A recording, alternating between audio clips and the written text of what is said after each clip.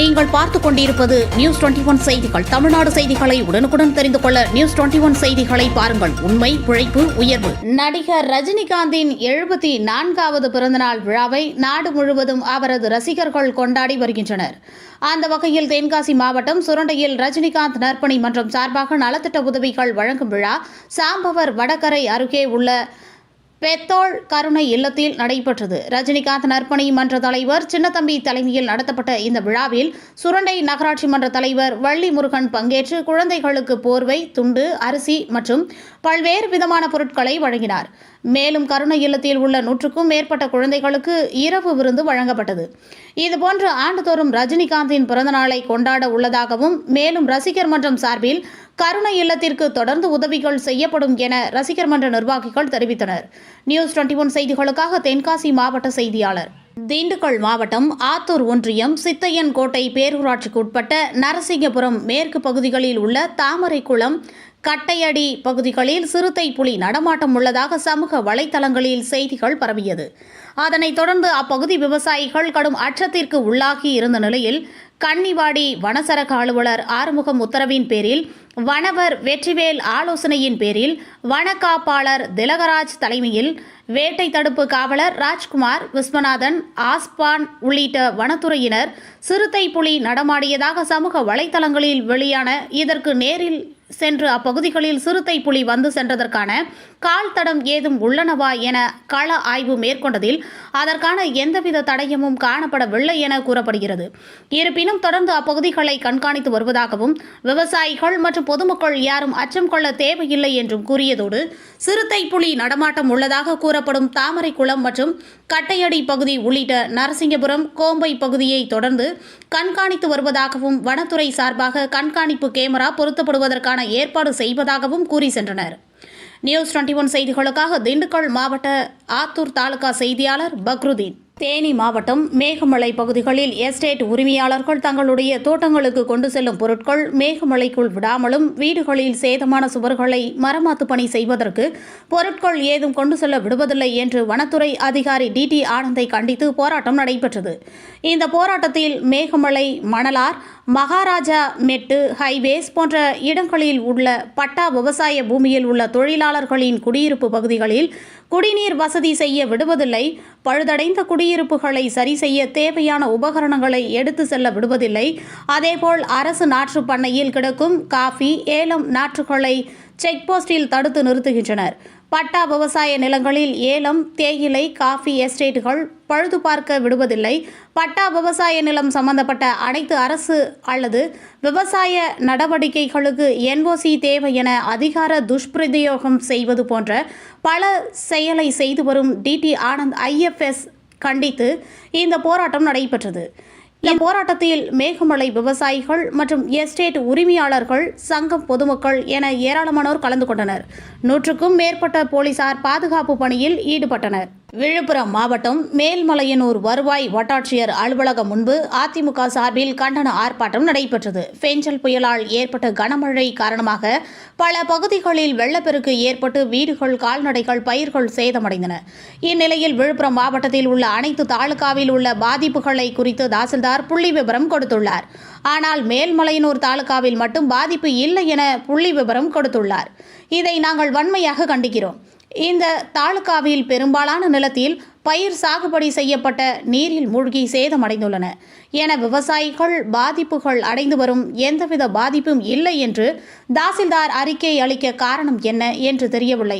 ஆகையால் இன்னும் ஒரு வாரத்திற்குள் இப்பகுதி மக்களுக்கு உரிய நிவாரணம் வழங்கவில்லை என்றால் மேல்மலையனூர் தாலுகாவில் மாநிலங்களவை உறுப்பினர் CV சண்முகம் தலைமையில் மாபெரும் கண்டன ஆர்ப்பாட்டம் நடைபெறும் என்பதை தெரிவித்துள்ளனர். அப்பொழுது மேல்மலையனூர் வருவாய் வட்டாட்சியர் தனலட்சுமி கூறியதாவது: உரிய ஆய்வு செய்து மாவட்ட நிர்வாகத்திடம் அறிக்கை சமர்ப்பித்தது, நிவாரணம் வழங்குவதற்கு ஏற்பாடு செய்யப்படும் என்று கூறியதை அடுத்து ஆர்ப்பாட்டக்காரர்கள் கலைந்து சென்றனர். நியூஸ் 21 செய்திகளுக்காக ராஜாமணி. தேனி மாவட்டம் தேவாரத்தில் தளபதி விஜயன் என்பவர் வசித்து வருகிறார். இவர் சுமார் 20 வருடத்திற்கு மேலாக ரஜினிகாந்த் பிறந்தநாளை முன்னிட்டு கிணற்றில் மிதப்பது வழக்கம். இதைத் தொடர்ந்து இன்று ரஜினிகாந்த் பிறந்தநாளை முன்னிட்டு சின்னமனூர் பகுதிகளில் உள்ள 150 அடி ஆழமுள்ள கிணற்றில் தொடர்ந்து சுமார் 3 மணி நேரமாக மிதந்தவாறு யோகாசனம் செய்து வருகிறார். உலக அமைதிக்கு ஐயப்ப பக்தர்கள் நல்ல முறையில் சென்று ஐயப்பனை தரிசனம் செய்து வருவதற்காகவும் கிணற்றில் மிதந்தவாறு யோகாசனம் செய்தார். இந்நிகழ்வை சின்னமனூர் பகுதி மக்கள் ஆச்சரியத்துடன் பார்வையிட்டனர். தேனி மாவட்டம் பெரியகுளம் அருகே உள்ள புதுப்பட்டியில் மக்கள் முன்னேற்ற சங்கத்தின் இளைஞரணி செயலாளர் இல்ல விழாவில் மக்கள் நல முன்னேற்ற சங்கத்தின் நிறுவன தலைவர் ரா கணேசன் கலந்து கொண்டு வாழ்த்துக்களை தெரிவித்தார். நிகழ்ச்சியில் தேனி மாவட்ட ஊராட்சி மன்ற துணைத் தலைவர் ராஜபாண்டியை சந்தித்து சங்க வளர்ச்சிகளை பற்றி எடுத்துக் கூறினார். வடுகப்பட்டியை சார்ந்த மாற்றுத்திறனாளி கணேசன் அவர்கள் பலமுறை அரசுக்கு மனு கொடுத்தும் இலவச பஸ் பாஸ் வராத நிலையில் மக்கள் நல முன்னேற்ற சங்கம் சார்பில் முயற்சி எடுத்து மாற்றுத்திறனாளிகளுக்கு இலவச பஸ் வாங்கி வழங்கினார்கள். இந்த நிகழ்ச்சி மாநில செயலாளர் சந்திரபாண்டி, மகளிர் அணி ஒருங்கிணைப்பாளர் அபிநயா மற்றும் நகர செயலாளர்கள், ஒன்றிய செயலாளர்கள், மாவட்ட சார்பாக மற்றும் மக்கள் நல முன்னேற்ற கழக சங்க நிர்வாகிகள் ஆகியோர் பெருந்திரளானோர் கலந்து கொண்டு சிறப்பித்தனர். நியூஸ் 21 செய்திகளுக்காக பெரியகுளம் செய்தியாளர் கார்த்திக் ராஜா. நாமக்கல் மாவட்டம் ராசிபுரம் பகுதிகளில் இயங்கி வரும் அணைக்கும் கரங்கள் என்ற தனியார் தொண்டு நிறுவனத்தில் உள்ள 100க்கும் மேற்பட்ட மனவளர்ச்சி குன்றிய நபர்களுக்கு நடிகர் ரஜினிகாந்தின் 74வது பிறந்த நாளை முன்னிட்டு நகர செயலாளர் சிவசக்திவேல் தலைமையில் ரஜினி ரசிகர்கள் காலை சிற்றுண்டி வழங்கி நடிகர் ரஜினிகாந்தின் பிறந்த நாளை சிறப்பாக கொண்டாடினர். காலை சிற்றுண்டி வழங்குவதற்கு முன்பு மனவளர்ச்சி குன்றிய நபர்கள் நடிகர் ரஜினிகாந்தின் பிறந்த நாளுக்கு வாழ்த்துக்கள் தெரிவித்து பாடல் பாடி மகிழ்ந்தனர். இந்நிகழ்ச்சியில் ராசிபுரம் சுற்றுவட்டார பகுதிகளை சார்ந்த ரஜினி ரசிகர்கள் 50க்கும் மேற்பட்டோர் கலந்து கொண்டனர்.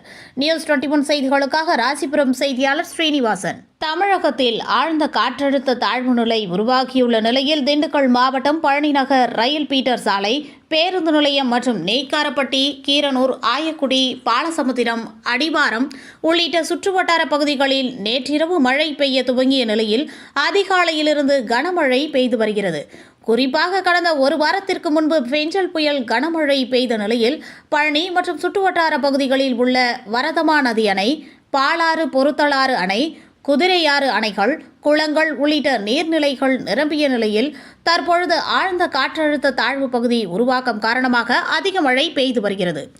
இந்த கனமழையின் காரணமாக திண்டுக்கல் மாவட்டத்தில் பள்ளிகளுக்கு மட்டும் விடுமுறை அறிவித்து திண்டுக்கல் மாவட்ட ஆட்சியர் தலைவர் பூங்கொடி அறிவித்திருந்தார். இந்த கனமழையால் பழனி மற்றும் நெய்க்காரப்பட்டி பகுதிகளில் சாலைகளில் சாக்கடை கழிவுநீர் வருவதால் பொதுமக்கள் கடும் அவதியடைந்து வருகின்றனர். நெய்க்காரப்பட்டி பேரூராட்சி நிர்வாகம் உடனடியாக கழிவுநீர் செல்லும் சாக்கடைகளை தூர்வார வேண்டும் என சமூக ஆர்வலர்கள் கோரிக்கை எழுந்துள்ளது. நியூஸ் 21 செய்திகளுக்காக திண்டுக்கல் மாவட்ட செய்தியாளர் பாலமுருகன். தென்மேற்கு வங்கக்கடலில் நீடிக்கும் ஆழ்ந்த காற்றழுத்த தாழ்வு பகுதி மேற்கு மற்றும் வடக்கு திசைகளில் நோக்கி நகர்ந்து வருவதால் 3 நாட்களுக்கு தமிழ்நாடு மற்றும் புதுச்சேரி மாவட்டங்களில், குறிப்பாக விழுப்புரம் உள்ளிட்ட மாவட்டங்களில் கனமழை மற்றும் மிக கனமழை பெய்யக்கூடும் என வானிலை மையம் அறிவித்துள்ளது. இதையடுத்து நேற்று இரவு முதல் விழுப்புரம் மாவட்டத்தில் செஞ்சி, மேல்மலையனூர், வல்லம் உள்ளிட்ட பகுதிகளில் கனமழை பெய்து வருகிறது.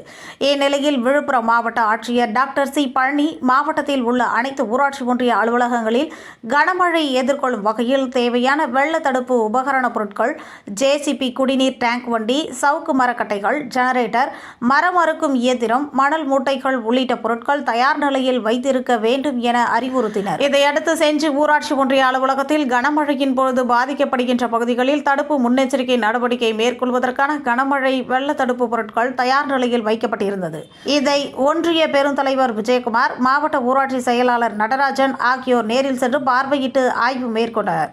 அப்பொழுது வட்டார வளர்ச்சி அலுவலர்கள் நடராஜன், சீதாலட்சுமி, துணை வட்டார வளர்ச்சி அலுவலர்கள் பழனி, குமார் உள்ளிட்ட துறை சார்ந்த அலுவலர்கள் உடனிருந்தனர். தருமபுரி மாவட்டம் பஞ்சப்பள்ளி அடுத்த கும்மனூர் கிராமத்தில் நடைபெற்ற மக்கள் தொடர்பு திட்ட முகாமிற்கு கலெக்டர் சாந்தி தலைமை வகித்து 152 பயனாளிகளுக்கு 2,36,77,000 ரூபாய் மதிப்பிலான நலத்திட்ட உதவிகளை வழங்கினார்.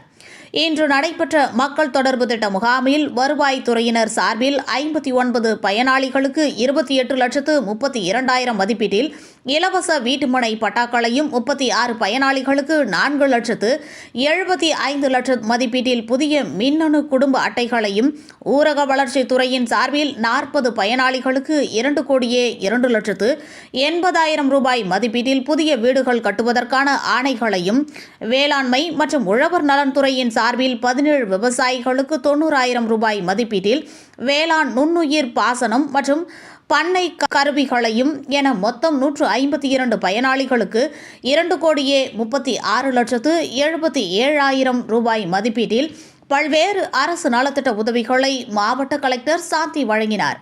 முன்னதாக இம்மக்கள் தொடர்பு திட்ட முகாமில் வருவாய்த்துறை, மீன்வளம் மற்றும் மீனவர் நலன்துறை, வேளாண்மைத்துறை, வேளாண்மை பொறியியல் துறை, தோட்டக்கலைத்துறை, மருத்துவம் மற்றும் மக்கள் நல்வாழ்வுத்துறை, மகளிர் திட்டம், சமூக நலத்துறை, ஒருங்கிணைந்த குழந்தைகள் வளர்ச்சி திட்டம், கால்நடை பராமரிப்புத்துறை உள்ளிட்ட பல்வேறு அரசு துறைகளின் சார்பில் அமைக்கப்பட்டிருந்த கண்காட்சி அரங்குகளை மாவட்ட ஆட்சித்தலைவர் அவர்கள் பார்வையிட்டார்கள்.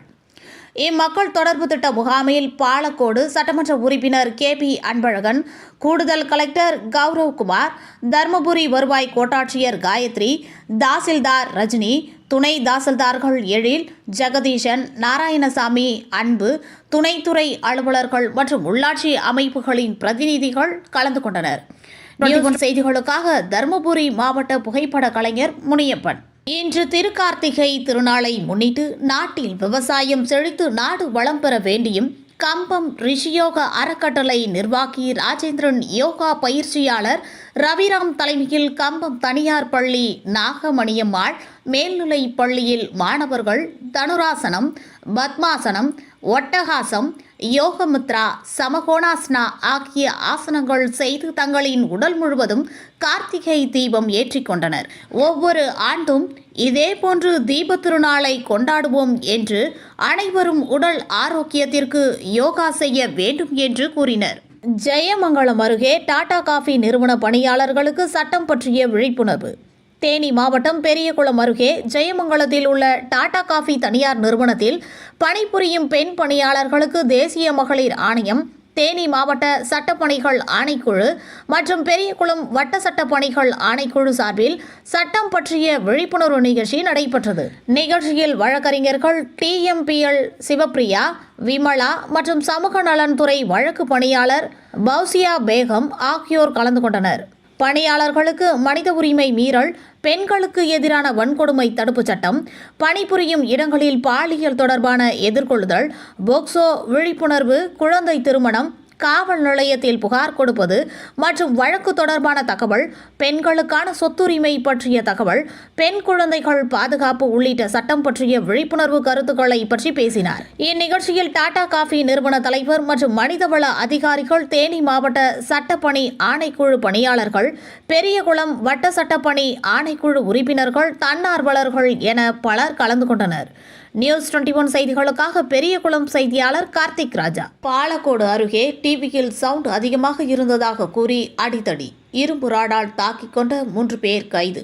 தருமபுரி மாவட்டம் பாலக்கோடு அடுத்த மங்களப்பட்டியில் வசித்து வரும் கூலி தொழிலாளி கண்ணன், வயது 39. இவர் கடந்த 7ஆம் தேதி இரவு வீட்டில் டிவி பார்த்து கொண்டிருந்தார். அப்பொழுது டிவியில் அதிக சத்தம் வருவதாக கூறி பக்கத்து வீட்டை சார்ந்த சூர்யா, வயது 24 என்பவர் கண்ணனை கண்டித்துள்ளார். இது தொடர்பாக இருவருக்கும் ஏற்பட்ட தகராறில் கண்ணன் மற்றும் அவரது சகோதரர் நவீன்குமார், வயது 20 ஆகியோர் இரும்பு ராடால் சூர்யாவை தாக்கியுள்ளார். பதிலுக்கு சூர்யாவும் இரும்பு ராடால் இருவரையும் தாக்கியுள்ளார். இதுகுறித்து இரு தரப்பினரும் கொடுத்த புகாரின் பேரில் பாலக்கோடு காவல்துறையினர் 3 பேர் மீது வழக்கு பதிவு செய்து பாலக்கோடு நீதிமன்றத்தில் ஆஜர்படுத்தி தருமபுரி சிறையில் அடைத்தனர். நியூஸ் 21 செய்திகளுக்காக தருமபுரி மாவட்ட புகைப்பட கலைஞர் முனியப்பன். நிலக்கோட்டை வாழங்கோட்டையில் அஷ்டபந்தன மகா கும்பாபிஷேகம் நடைபெற்றது. திண்டுக்கல் மாவட்டம் நிலக்கோட்டை வாழங்கோட்டையில் ஸ்ரீ விநாயகர், ஸ்ரீ காளி, ஸ்ரீ பகவதி, ஸ்ரீ மாரியம்மன் திருக்கோவில்களில் அஷ்டபந்தன மகா கும்பாபிஷேகம் நடைபெற்றது. பல்வேறு புண்ணிய ஸ்தலங்களில் இருந்து தீர்த்தங்கள் கொண்டு வந்து கால பூஜைகள் மற்றும் யாகங்கள் நடத்தப்பட்டு இறுதியில் கோபுர கலசத்திற்கு தீர்த்த நீர் தெளிக்கப்பட்டதுடன் கும்பாபிஷேக விழாவில் கலந்து கொண்டவர்களுக்கும் தீர்த்த நீர் தெளிக்கப்பட்டது. சிறப்பு அழைப்பாளராக நிலக்கோட்டை திமுக மேற்கு ஒன்றிய செயலாளர் கரிகால பாண்டியன் கலந்து கொண்டு சிறப்பித்தார். மேலும் மேற்கு ஒன்றிய துணை பொருளாளர் ராஜாங்கம், செல்வம், இளைஞரணி அமைப்பாளர் மலையாளம், கிளை செயலாளர் சுரேஷ், போத்திராஜ், சி. பாண்டி, ரவிச்சந்திரன் மற்றும் ஊர் முக்கியஸ்தர்கள் கலந்து கொண்டனர். தேனி மாவட்டத்தில் உள்ள பங்களாமேட்டில் தமிழ்நாடு வணிகர்கள் பேரவை அமைப்பு சார்பாக ஆர்ப்பாட்டம். மத்திய அரசின் வணிகர்களுக்கு சுமையாக கடைகளில் வாடகை மீதான 18% வரி ரத்து செய்ய கோரியும் மற்றும் மாநில அரசு ஆண்டுதோறும் 6% கூடுதல் சொத்து வரி விதிப்பை திரும்ப பெற கோரியும் கண்டன ஆர்ப்பாட்டம் நடைபெற்றது. இந்நிகழ்வில் பெரியகுளம் வணிகர்கள் சங்க தலைவர் செந்தில் மற்றும் செயலாளர் சேகர், பொருளாளர் சுல்தான், மாவட்ட பிரதிநிதி மஸ்தான் மற்றும் பட்டாசு வியாபாரிகள் சங்க செயலாளர்கள் ஷேக், மீரான் மற்றும் நிர்வாகிகள் அனைவரும் கலந்து கொண்டனர். நியூஸ் 21 செய்திகளுக்காக பெரியகுளம் செய்தியாளர் கார்த்திக் ராஜா. பழனி நகராட்சியில் தூய்மை பணியாளர் அரசு அலுவலக அறையிலேயே தூக்கிட்டு தற்கொலை செய்து கொண்ட சம்பவம் அதிர்ச்சியை ஏற்படுத்தியுள்ளது. திண்டுக்கல் மாவட்டம் பழனி ஜவஹர் நகரை சார்ந்தவர் பாபு, வயது 38. பழனி நகராட்சியில் தூய்மை பணியாளராக பணியாற்றி வந்த பாபுவுக்கு திருமணம் ஆகி மனைவி மற்றும் 2 குழந்தைகள் உள்ளனர். சபரிமலை செல்வதற்காக மாலை அணிவித்திருந்த பாபு வழக்கம் போல இன்று காலை முதல் தூய்மை பணிக்கு சென்றார். இந்நிலையில் இன்று இரவு 8 மணியளவில் பாபு பழனி காந்தி ரோட்டில் உள்ள பழைய நகராட்சி அலுவலகத்தில் உள்ள ஒரு அறையில் தூக்கு மாட்டிய நிலையில் உயிரிழந்து கிடந்தார். பாபு தூக்கில் தொங்கியதை கண்டு அதிர்ச்சியடைந்த நகராட்சி அலுவலக காவலாளி உடனடியாக நகராட்சி அதிகாரிகள் மற்றும் போலீசாருக்கு தகவல் கொடுத்தனர். தகவல் அறிந்த காவல் துணை கண்காணிப்பாளர் தனஞ்சயன் உத்தரவின்படி பழனி நகர உதவி ஆய்வாளர் விஜய் மற்றும் ஆனந்த் செல்வகுமார் ஆகிய காவல்துறையினர் சம்பவ இடத்திற்கு வந்து போலீசார் தூக்கில் தொங்கியபடி உயிரிழந்த பாபுவின் உடலை மீட்டு பிரேத பரிசோதனைக்காக பழனி அரசு மருத்துவமனைக்கு அனுப்பி வைத்தனர். தொடர்ந்து பணியில் மன உளைச்சல் ஏற்பட்டு பாபு தற்கொலை செய்து கொண்டாரா அல்லது குடும்ப பிரச்சினை காரணமாக உயிரிழந்தாரா அல்லது வேறு ஏதேனும் காரணமா என்று போலீசார் தீவிர விசாரணை நடத்தி வருகின்றனர். நகராட்சி தூய்மை பணியாளரான பாபு திடீரென தற்கொலை செய்து கொண்ட சம்பவம் பழனி பகுதிகளில் பரபரப்பை ஏற்படுத்தியுள்ளது. நியூஸ் 21 செய்திகளுக்காக திண்டுக்கல் மாவட்ட செய்தியாளர் பாலமுருகன்.